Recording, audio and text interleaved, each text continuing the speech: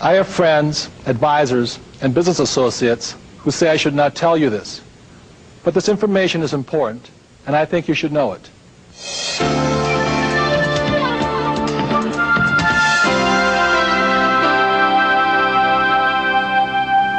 My name is Robert Kiyosaki. I am fourth-generation Japanese American, born and raised in Hawaii.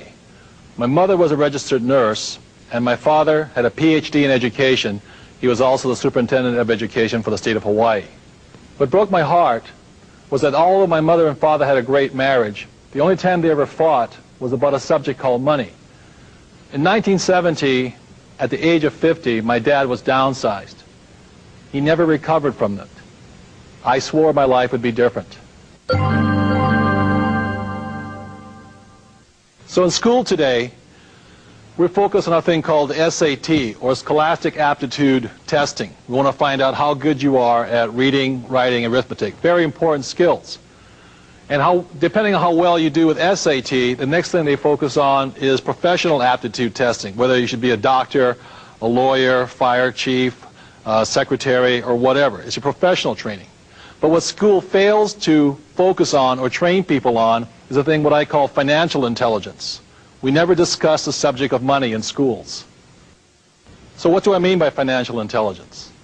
Well, if we gave $10,000 to 100 people, 80 of them, or 80%, would have nothing left at the end of a year. 16% with the same $10,000 might have $10,050, what you would get by putting it in a bank. And 4%, given that same $10,000, would have anywhere from $20,000 to $1 million or more. And that's what I mean by financial intelligence. So when we go to school, we learn to read these things. But we never learn to read these, financial statements or annual reports. We never learn financial literacy in school. I founded a company called Prime Cable in 1979 with two other people. Today that company, if it were sold, would sell for about $1,600,000,000. I'm a graduate of the University of Texas. I got an MBA in finance. For the last 8 or 10 years I've been a turnaround specialist.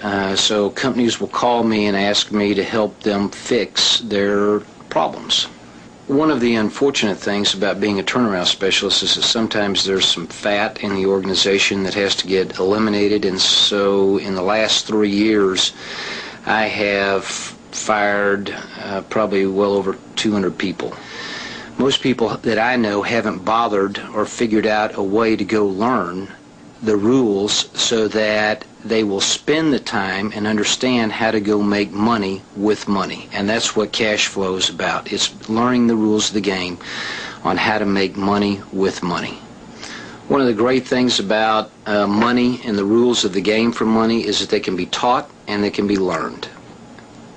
One of the things that is very important to me is that my children especially understand the rules of the game of money so that they will never be one of the unfortunate statistics who gets fired in a corporate downsizing by somebody just like me. When I studied accounting in school, it was possibly the single most boring subject I ever studied. So I had to create a system that was easy enough for me to understand. So these are the basic forms necessary for financial intelligence. One is called an income statement because it has an income and expense, also called a profit and loss statement. There's also a balance sheet, and the balance sheet has assets and liabilities. And these are the very basics for financial literacy or financial intelligence. I soon realized the main cause of financial struggle was due to confusion between the definitions of an asset and a liability. I looked in the dictionary at the definitions of assets or liability, and I got very confused by the dictionary's definition, so I made up my own. My definition of an asset is something that puts money in my pocket, and my definition of a liability is something that takes money out of my pocket. So what caused my mom and dad to struggle financially is my dad, because his banker and his accountant and his real estate agent told him a house is an asset, by this definition, it's actually a liability. He also counted his car as an asset. Yet by this definition, his car was not an asset, it was really a liability. And if these definitions are still too confusing, I simplify it even further. The new definitions are, if I stop working, assets will feed me, and a liability will eat me. And I hope that's simple enough. So the most important thing about being financially literate, or the ability to read numbers, is understanding a thing called cash flow. I can tell the difference between a poor person and a middle-class person by simply looking at their income statements and balance sheets and figuring out which direction the cash is flowing. So I will show you the cash flow pattern of a poor person. Generally, a poor person, all they have is a job. The income comes in from the job, goes down, they pay their rent, clothing, a little food, and goes out the expense column. And this is a cash flow pattern of a poor person. The cash flow pattern of a classic middle-class person is a little bit different. Income comes in this way, but with a middle class, they probably have a mortgage, they probably have car payments, they probably have credit card payments. It comes up again through the expense column and then out this way. So what you see here are the cash flow patterns of a poor person versus a middle-class person. So the cash flow pattern of the rich is different. The cash flow pattern of the rich flows from the asset column into the income column. So while the poor and the middle class are focusing on income, what the rich are focusing on is the asset column. And the asset column is the great secret of the rich. So for those of us who weren't born rich and what we have is a job, every time money comes in, this is the point of choice. This is where you make the decision to be rich, poor, middle class. If when this dollar comes in and you take the dollar out this way, then it's your decision. If you go and buy yourself a new t-shirt, cappuccino, a new lunch, then you're choosing to expense it right out. You're choosing to be a poor person. If instead, when you get a pay raise or more money, what you do is you go and buy a bigger house, a new car, or you take a vacation on your credit card, then what you are choosing to do then is to be a middle class person. And if you choose, instead, when the money comes in and you choose to put it in the asset column, then you make that decision to be rich, poor, middle class. By putting in the asset column, at this point, you're choosing to be a rich person. But the choice is up to you, nobody else. Earlier in this tape, you met Keith Cunningham. And Keith told me a story about when he was in graduate school for his MBA. A gentleman named Ray Kroc, who was the founder of McDonald's, came to speak to the class, the MBA class, and asked the class, said, "Ladies and gentlemen, what business am I in?" And the whole class just cracked up. And they said, "Well, Ray, of course we know what business you're in. Your business is hamburgers." And Ray said, "No, my business is not hamburgers. My business is real estate." So what Ray was saying was that his profession was in sales. He basically sold hamburgers. But his business was down here. His business was real estate.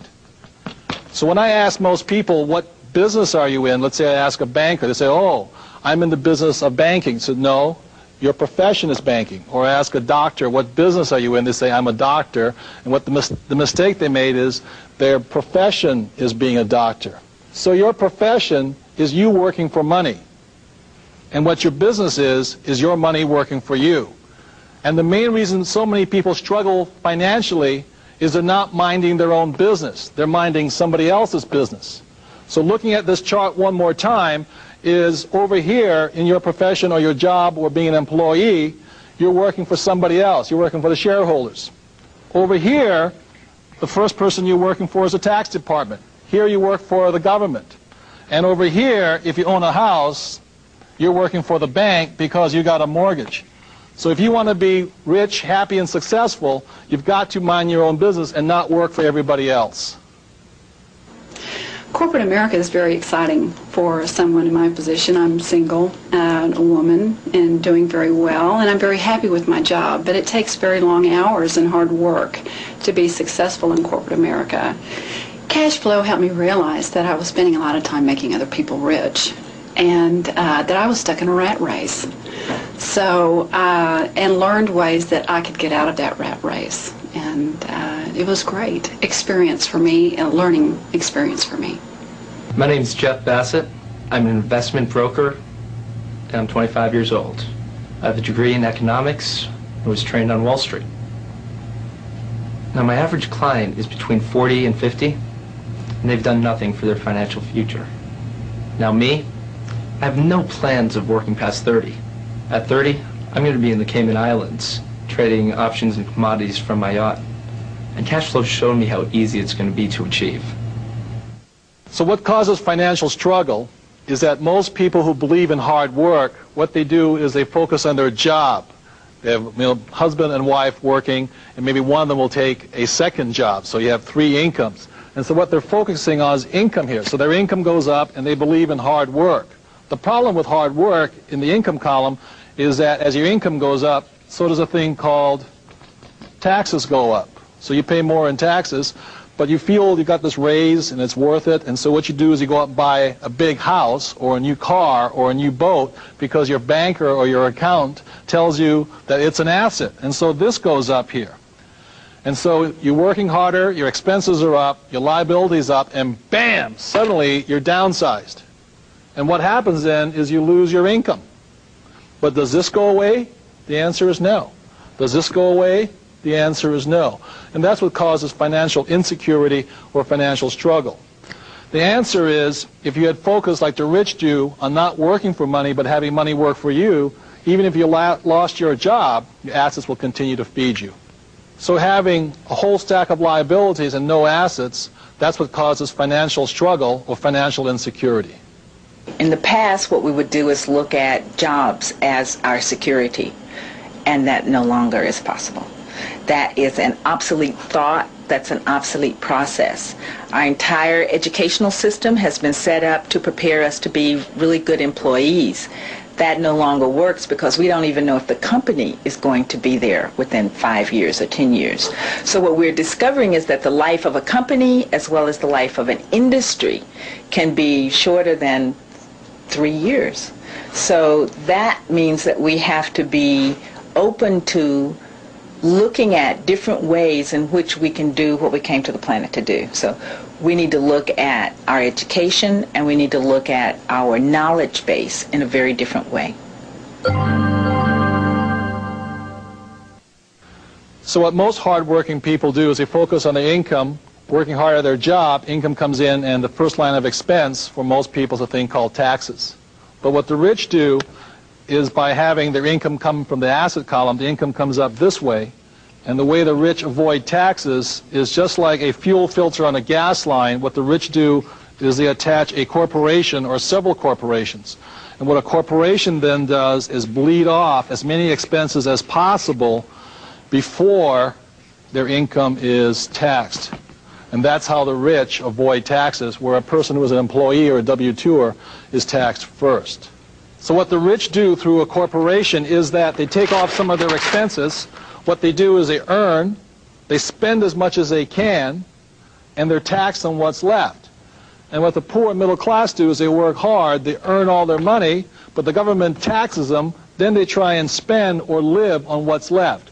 And that's one of the big differences between the poor, the rich, and the middle class. Wayne and I own one of the largest real estate schools in the state, and one thing we find about people and students who are entering the real estate business is that we give them the basics of real estate, but they don't know the basics of investing. Yeah, that's why we're so excited about having the game Cash Flow, because now we can teach the students more about the fundamentals of accounting, investments, and finance, so they'll have the tools that they need to go out and actually do that in the real world.